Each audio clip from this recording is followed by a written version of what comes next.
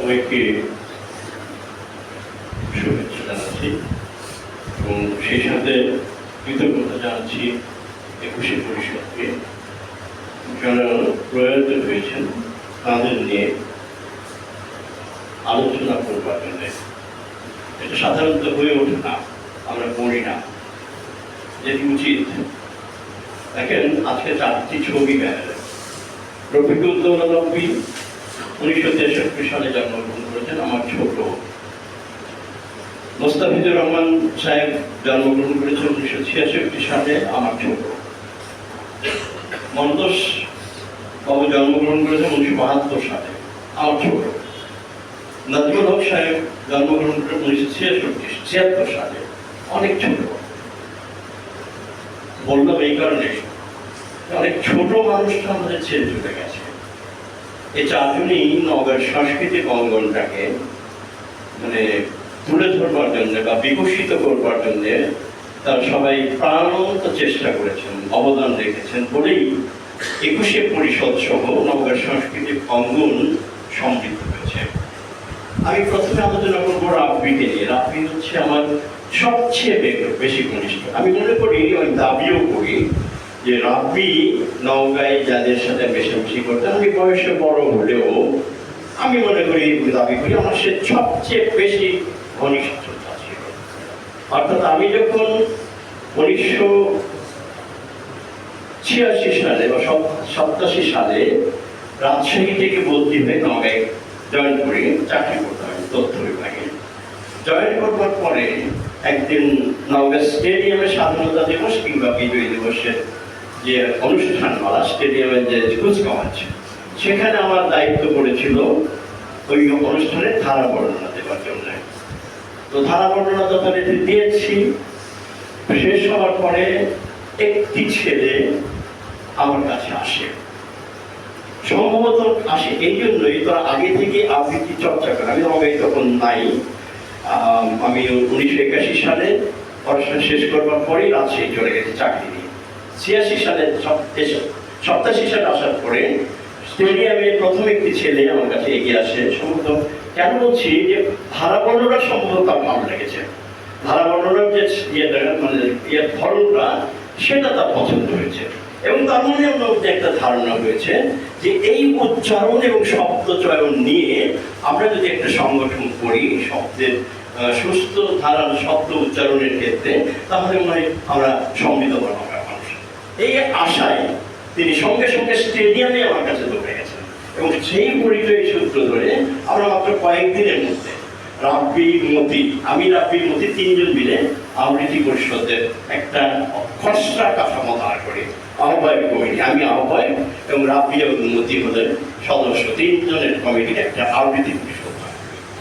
এবং বয়সের তরুণ এবং আমি বড় হলেও এই যে একসাথে দাপিয়ে বেড়ানো নৌকা শহর, একটা সাইকেল ছিল, নাটক রিহার্সেল চলছে, আবৃত্তি রিহার্স চলছে, রিহার্সেলের পরে আমরা একসাথে ঘুরে বেড়াই।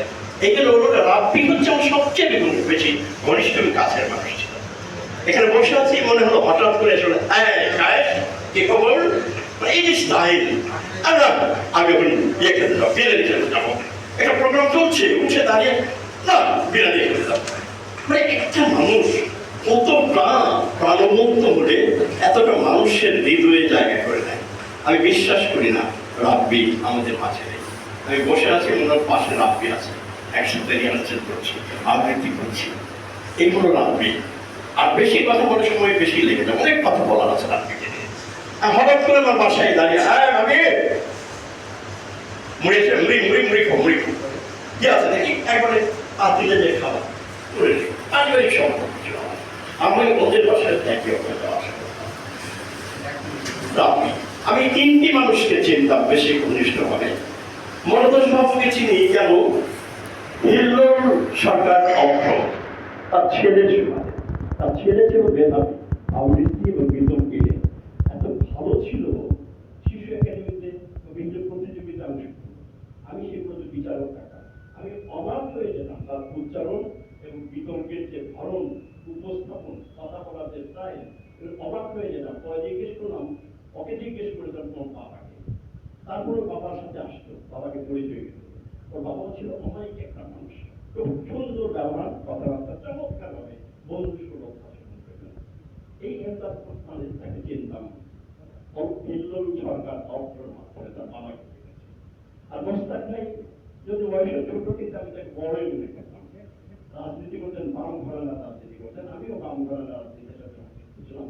রাজনৈতিক ভাবেই তার সাথে সক্ষতা ছিল, দেখা হতো, কথা বলতেন, কাহিনী দেখা হতো, দেখা হলেই একটা চমৎকার একটা সম্পর্কের আদান প্রদান হতো। মানে এই কথাগুলো বলা, এগুলো সত্যি এই মানুষগুলো আমাদের সাথে ছুঁয়ে চলে গেছে, আমরা বিশ্বাস করতে পারি না। আমরা সবসময় সর্বদা মনে মনে করি আমাদের পাশে থাকা। আমার এইখানে একটি কথা বলার দরকার, তাদের পরিবারের প্রতি আমরা আমাদের জায়গা থেকে দোয়া করব, তাদের ছেলেমেয়েরা যাতে মানুষ হতে পারে, যাদের কোনো সমস্যা থাকে, 21শে পরিষদ যদি মনে করে তাদের কিছু মানে আমি বলবো না সহযোগিতা করা, তাদের পাশে দাঁড়ানোর মতো যদি কিছু মনে করে, আমরা সেই 21শে পরিষদকে আমরাও তাদের প্রোভাইড থাকতে পারি। 21শে পরিষদের মাধ্যমে আমি প্রত্যাশা করি আমার প্রত্যেকটা পরিবারের মানুষকে ভালো থাকুক, সুন্দর থাকুক, আল্লাহ বা সৃষ্টিকর্তা তাদেরকে সহায় হন এবং তাদের এই যে তারা চলে গেছেন, বেশি দিন না, 1 বছরের মধ্যে সব চলে গেছে, এই যে 90 শোক, একবার 70 শোক, এই শোক সইবার ক্ষমতা আল্লাহ বা সৃষ্টিকর্তা তাদের দিক, তারা এগিয়ে যাক, তাদের পরিবারজন পিছিয়ে না থাকে। এই ক্ষেত্রে আমাদের যদি সহযোগিতা আমার করব।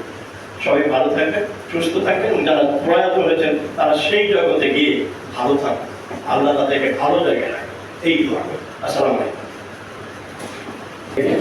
সংক্ষিপ্ত আকারে দুটি কথা বলার জন্য বিনীতভাবে আমন্ত্রণ জানাচ্ছি ভাইকে, ফরিদুল করিম ভাইকে মঞ্চে এসে দুটি কথা বলার জন্য বিনীতভাবে অনুরোধ জানাচ্ছি।